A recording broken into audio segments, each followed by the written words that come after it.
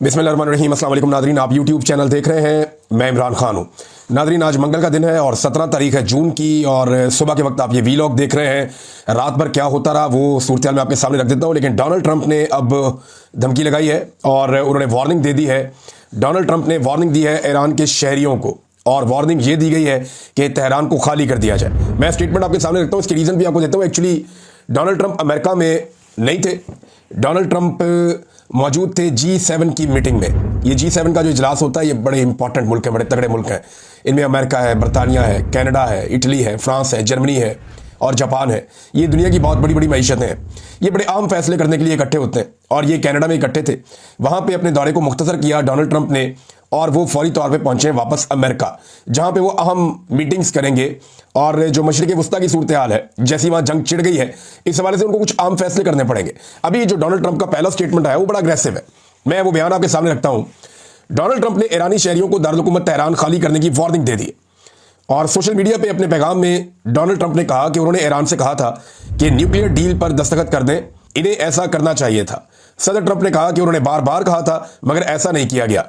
इंसानी जानों का ज़िया शर्म की बात है। ईरान किसी सूरत न्यूक्लियर हथियार हासिल नहीं कर सकता। सदर ट्रंप ने ईरानी शहरियों को खबरदार किया है कि हर शख्स तेहरान को खाली कर दे। अब ये डोनाल्ड ट्रंप ने इससे पहले भी जनाब बात की G7 में इस हवाले से, और वहां भी उन्होंने कहा कि ईरान को मुआहदे पर दस्तखत करने चाहिए, और हम यकीनी बनाना चाहते हैं कि ईरान के पास एटमी हथियार ना हो। और उन्होंने पेशगोई की कि ईरान एटमी डील कर लेगा। अब वो वापस चले गए वाशिंगटन कनाडा से डोनाल्ड ट्रंप, और उन्होंने तेहरान को खाली करने की धमकी दी है।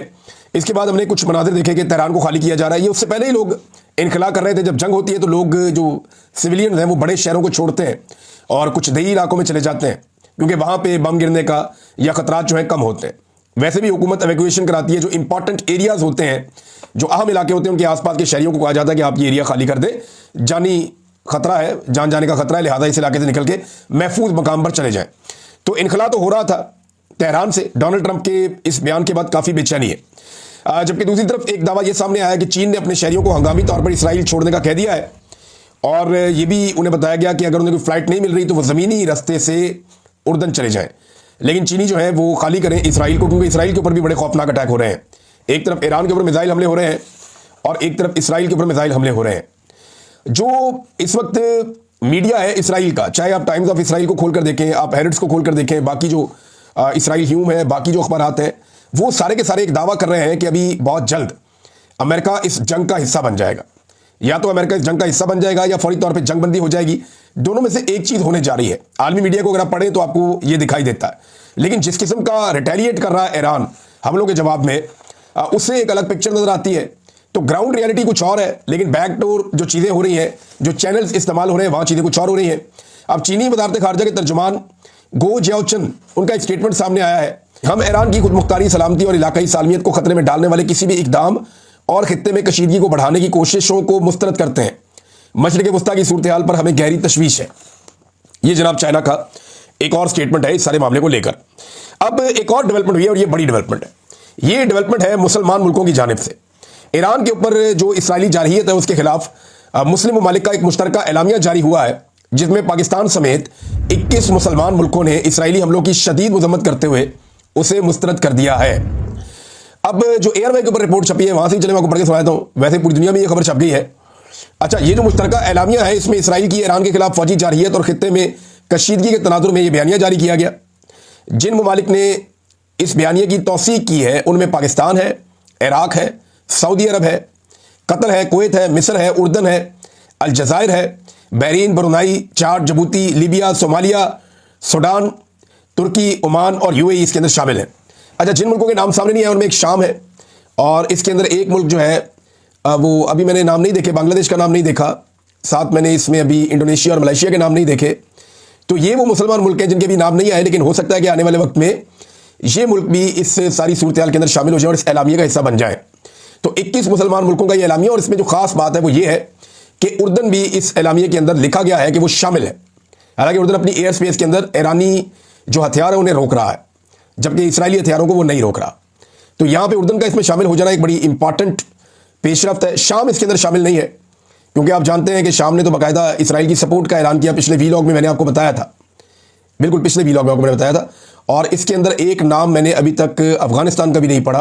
हो सकता है, और ये मुमकिन नहीं है कि अफगानिस्तान इसके अंदर शामिल ना हो। जो अजरबैजान है वो मुसलमान मुल्क है, कुछ सेंट्रल एशियन ममालिक है मुसलमानों के, उनकी जानिब से भी कोई स्टेटमेंट नहीं आया। लेकिन हम ये देख रहे हैं कि अभी तो ये मामला शुरू हो रहा है और मुसलमान मुल्कों का इकट्ठे होकर एक मुश्तरका बयान जारी करना, ये ईरान के लिए हौसला अफजा बात है कम से कम। और इसराइल के लिए जो है वो हौसले वाली बात इसलिए है कि अमेरिका अब धमकी लगाने पर आया और डोनाल्ड ट्रंप ने साफ कहा कि जनाब तेहरान को खाली किया जाए। तो यहां से जो है इसराइल को एनर्जी मिलती है। अब दोनों एक दूसरे पर मिसाइल दाग रहे हैं। इसराइली मिसाइलों के नतीजे में आम जर्नल्स और सियासतदानों का नुकसान हुआ ईरान के, और ईरान के शहरी भी ज़्यादा शहीद हुए हैं। जबकि अभी एक विजुअल में देख रहा था, एक खातून एंकर है ईरान में, और ये स्टेट टेलीविज़न है, स्टेट ब्रॉडकास्ट यानी सरकारी टेलीविज़न, जैसे आपका पीटीवी चलता है पाकिस्तान में। तो ये सहर इमामी इनका नाम है। ये लाइव कवरेज चल रही थी इनकी, और इस बीच में एक ज़ोरदार धमाका होता है, कुछ चीज़ें गिरती हैं और आसपास का माहौल जो है उसमें अंदाज़ा हो जाता है कि यहाँ कोई आसपास मिसाइल गिरा है, कोई बम गिरा है या ड्रोन गिरा है, कुछ ना कुछ ऐसा हुआ है जिसके नतीजे में एकदम लाइट भी बदल गई है और बहुत ज़बरदस्त धमाका था। तो ये खातून उठकर चली गई। लेकिन उसके बाद जब दोबारा नशरियात बहाल हुई तो यही खातून दोबारा आकर इन्होंने ये नशरियात का आगाज़ किया, एक और मेल न्यूज़ कास्टर के साथ मिलकर। तो ये बड़ी दलेरी की बात है, बड़ी बहादुरी की बात है। ईरान हर जगह पे ये साबित करने की भी कोशिश कर रहा है कि उसके लोग डरे हुए नहीं हैं, बल्कि उसके लोग इसका सामना कर रहे हैं। अच्छा, एक चीज़ और है, ईरान ने जो अब हमले किए हैं ये ताबड़तोड़ किस्म के हमले हैं इसराइल पे। इसराइली अखबारात के अंदर भी ये रिपोर्ट हो रहे हैं, आलमी मीडिया में भी ये रिपोर्ट हो रहे हैं। और देखें, क्योंकि इसराइल के साथ ये पहली दफ़ा हो रहा है, पिछले 50 सालों में हमने देखा नहीं है ऐसा। तो इतने बड़े हमले जब हो रहे हैं तो वो रिपोर्ट भी उतने बड़े पैमाने पर ही होंगे। ईरान की तो इराक के साथ जंग लगी रही है, पाबंदियों का बार बार सामना होता रहा, मिडिल ईस्ट में बार बार जंगें लगी हैं। इराक की हालत आपके सामने है, लीबिया की हालत आपके सामने है, शाम की हालत आपके सामने है, जो कुछ बैरूत में हुआ वो भी आप सब जानते हैं। तो ऐसे में ये जो खबरें हैं ये इतनी इंपॉर्टेंस नहीं रखती बदकिस्मती से। लेकिन जैसे ही कोई इंसिडेंट इसराइल के अंदर होता है तो ये बहुत बड़ी खबर बन जाती है। लिहाजा ईरान जो है उसको अगर आप एक उसकी हिकमत अमली पे आप गौर करें तो हर गुजरते दिन के साथ वो अपनी हमलों की इंटेंसिटी को बढ़ाता चला जा रहा है। अच्छा, ये वो बाई डिज़ाइन कर रहा है या ये हिकमत अमली के तहत कर रहा है कि हमने आहिस्ता आहिस्ता इंटेंसिटी को बढ़ाना है। ये जो भी रात गुजरी है, इस रात से पहले उन्होंने कहा था कि हम इस रात को इसराइल के लिए दिन बनाएंगे, ये क्लेम किया गया था ईरान के सिक्योरिटी फोर्सेस की जानिब से। और फिर हमने देखा कि थोड़ी थोड़ी देर के बाद, यानी 1-2 घंटे के बाद, मिसाइलों की एक नई खेप जाती थी और जाकर इसराइली सरजमीन पे गिरती थी। वो कभी गिर रही है किसी ऑयल फील्ड पे, कभी गिर रही है किसी एनर्जी प्लांट पे, यानी एक बहुत बड़ा एनर्जी का प्लांट है और उसको तबाह कर दिया। उसके विजुअल भी हमने देखे, बड़ा खौफनाक मनाजिर थे उसके, और उसकी तबाही के मनाजिर जो है पूरी दुनिया में फैले हुए हैं। और एक एनर्जी का पूरा प्लांट है हीफा में, ये एटमी बिजली घर है, इसके ऊपर तबाही के बड़े खौफनाक मनाजिर हैं। यानी पहले इसमें आग लग जाती है धमाकों के नतीजे में, उसके बाद इसको आग बुझाने की कोशिश की जा रही होती है, फिर आग लग जाती है, फिर एक के बाद दीगरे कई धमाके इसके अंदर होते हैं। तो ये बड़ी खौफनाक चीज़ है। जंग वैसे ही बड़ी खौफनाक चीज़ होती है। ईरान ने गुज़िश्ता सारी रात वक्फे से हमले किए हैं और मिसाइलों की शिद्दत वो बढ़ाता चला जा रहा है। और अभी भी ईरान का ये दावा है कि उनके पास कई ऐसे हथियार हैं जिन्हें उसने इस्तेमाल नहीं किया और आने वाले वक्त में वो उन हथियारों को इस्तेमाल करेगा। तो अगर आप ये कहें कि ईरान ताबड़तोड़ हमले कर रहा है तो ये बात इस वक्त गलत नहीं होगी। अब जब डोनाल्ड ट्रंप ने ये वार्निंग दी कि तेहरान को खाली किया जाए, तो इसका मतलब क्या है? एक तो डोनाल्ड ट्रंप एक शिद्दत लाना चाह रहे हैं ताकि वो दबाव डालकर ईरान से एटमी डील के ऊपर दस्तखत करवा लें। लेकिन अब अगर ईरान एटमी डील के ऊपर दस्तखत करता भी है तो ईरान के पास जो ताकत है उसके बाद इसराइल के लिए तो मामलात रहेंगे। और जब तक फ़लस्तीन का मसला हल नहीं होता, इस खत्ते के अंदर ये पूरा जो रीजन है, इस रीजन के अंदर अमन कायम नहीं हो सकता। ये बात अब सारी दुनिया को समझनी पड़ेगी। इस बात के ऊपर गौर करना पड़ेगा कि असल मसला कहाँ है। असल मसला है फ़लस्तीन और इसराइल के बीच में, और उसकी वजह से ये खित्ता हमेशा खतरे में रहता है। आज ईरान के साथ लड़ाई है, कल किसी और के साथ लड़ाई हो सकती है। तो इसराइल के हवाले से ये मामला हल करना बहुत ज़रूरी है। फ़लस्तीनियों को उनका राइट अगर दुनिया लेकर दे और ये मामला ठीक हो जाए तो उसके बाद इस खित्ते में अमन आ सकता है। इसके अलावा और कोई रास्ता ऐसा है नहीं, ऐसा दिखाई नहीं देता, क्योंकि इसराइल का एक मुबैना तौर पे एक एक्सपेंशन का प्लान भी है और एक नक्शा भी गर्दिश करता रहता है कि इसराइल इस तरफ भी बढ़ेगा, इस तरफ भी बढ़ेगा। और क्लेम है उनका कि ये सारी सरजमीन हज़ारों साल पहले उनकी थी, लगभग 3000 साल पहले या उससे भी पहले। वो ये क्लेम करते हैं कि ज़मीन हमारी थी, हमसे छीनी गई, हमें बेघर किया गया, तो हम ज़मीन वापस लेने आए हैं। यही क्लेम जो है वो इस सरजमीन के हवाले से मुसलमानों का भी है। फ़लस्तीनियों का एक बहुत बड़ा क्लेम है कि हम इस सरजमीन के मालिक हैं, हमें यहाँ से बेघर किया गया है। तो यही वो कन्फ्लिक्ट है जिसको दुनिया हल नहीं कर पा रही। और जब तक ये हल नहीं होगा, ये खित्ता जो है वो बारूद के ऊपर बैठा रहेगा। छोटी सी चिंगारी से ऐसे ही आग लग जाएगी जैसे अभी लगी हुई है। इसराइल के अंदर जो सूरत अब है, इससे पहले कभी देखी नहीं गई, कभी सुनी नहीं गई। यानी लोग बहुत तेज़ी से इनखला कर रहे हैं, जो जंगज़दा इलाके हैं वहाँ से निकल रहे हैं। अगर लोग तेहरान को छोड़कर जा रहे हैं या बड़े शहरों से ईरान के निकल रहे हैं, तो इसी तरह लोग इसराइल को छोड़कर भी जा रहे हैं। कई एयरपोर्ट्स के ऊपर ऐसे मनाजर हैं जो नजर आते हैं कि वहां पे इसराइली शहरी उतर रहे हैं, कई जो है वो समुद्री रास्ते से जा रहे हैं। रास्ते में एक साइप्रस का एक एरिया है, एक बहुत बड़ा वो जजीरा नमा छोटा सा मुल्क है, वहां पे कुछ तुर्की का कंट्रोल है, कुछ यूनान का कंट्रोल है। तो कश्तियों में बैठ के उस तरफ जाने की कोशिश करते हैं और कश्ती वालों को भी मुंह मांगे पैसे मिलते हैं। कुछ लोग जो है वो ज़मीनी रस्तों से निकलने की कोशिश करते हैं और जो निकालते हैं उनको भी मुंह मांगे पैसे मिलते हैं। तो यहाँ पे बहुत सारे लोगों की चांदी हो रही है।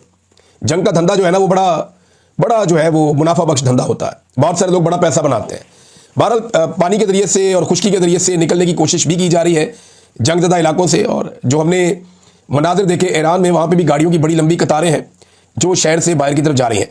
ईरानी वज़ीर ख़ारजा ने जो स्टेटमेंट दिया वो इंपॉर्टेंट है इस वक्त। ये स्टेटमेंट अगर आप देखेंगे तो आपको अंदाजा हो जाएगा कि ईरान अब सोच क्या रहा है।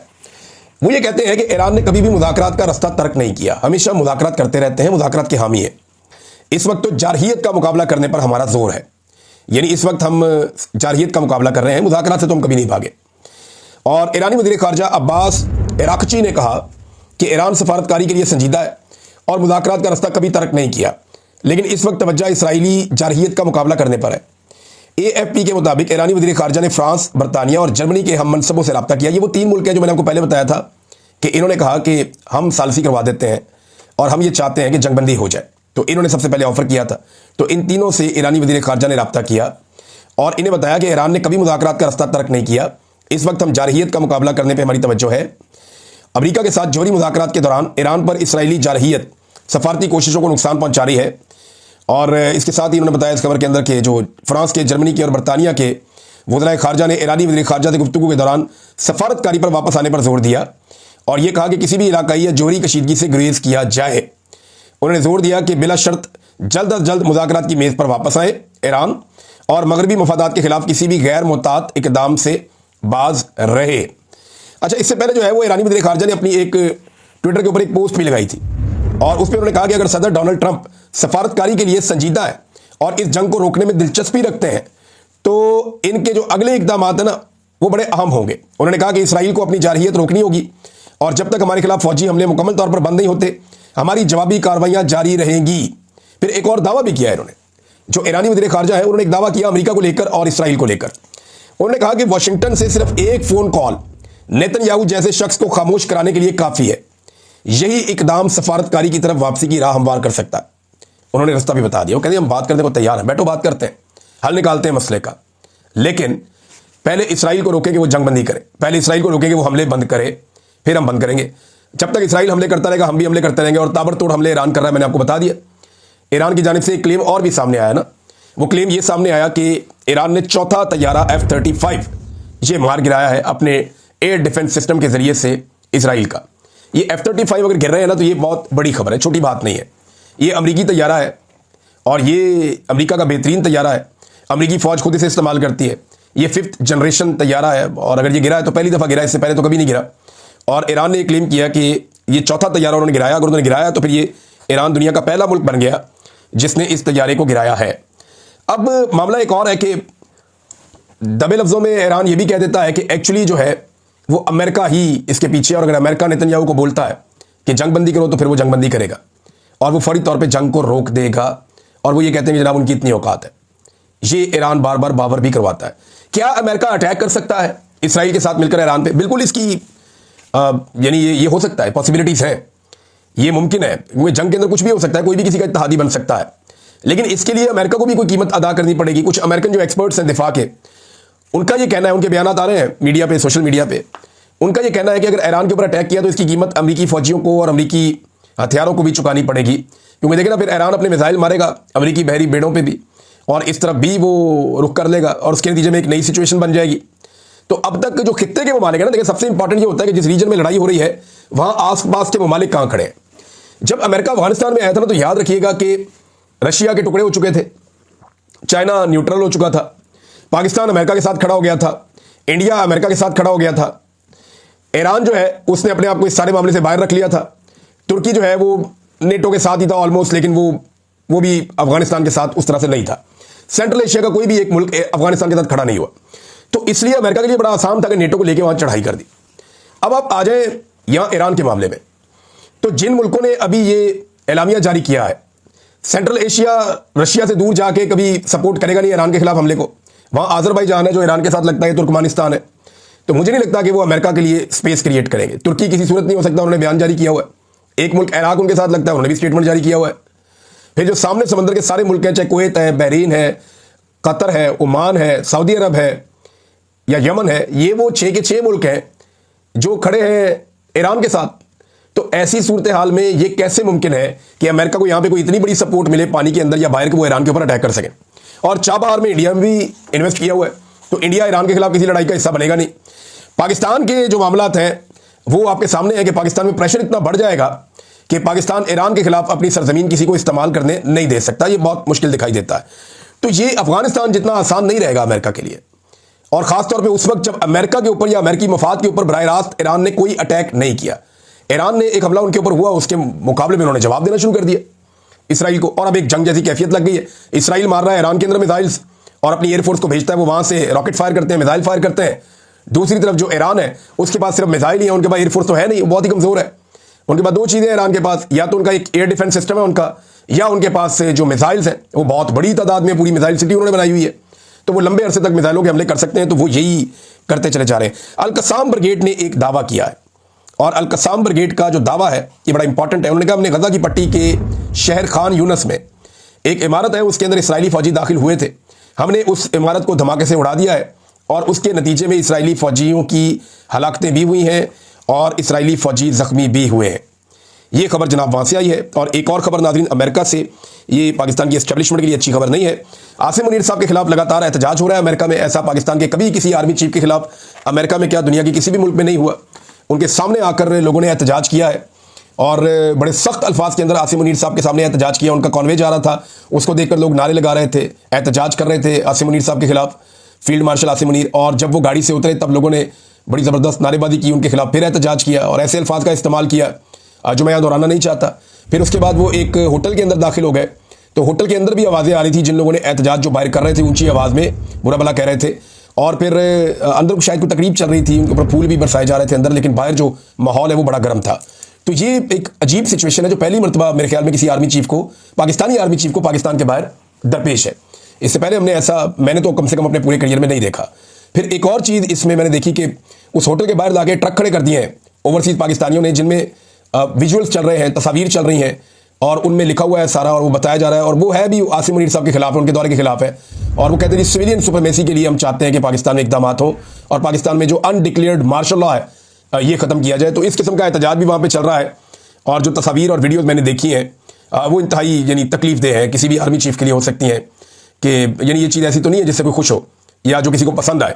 तो ये चीज़ जो है, जो हुई है अमेरिका में, ये पहली दफ़ा किसी पाकिस्तान के आर्मी चीफ के साथ जो ओवरसीज़ हैं उन्होंने ऐसा किया। उनकी आवाज़ों से मुझे, शक्लें तो मैंने बंदों की नहीं देखी, सामने आई भी नहीं, लेकिन उनकी आवाज़ों से या उनके बोलने के अंदाज से लगता है कि दे आर ओवरसीज़ पाकिस्तानीज़, और उन्होंने वहाँ काफ़ी एहतजाज किया है। तो नाज़रीन अब तक के लिए इतना ही, अपना ख्याल रखिएगा, अपने चैनल का भी। अल्लाह हाफ़िज़।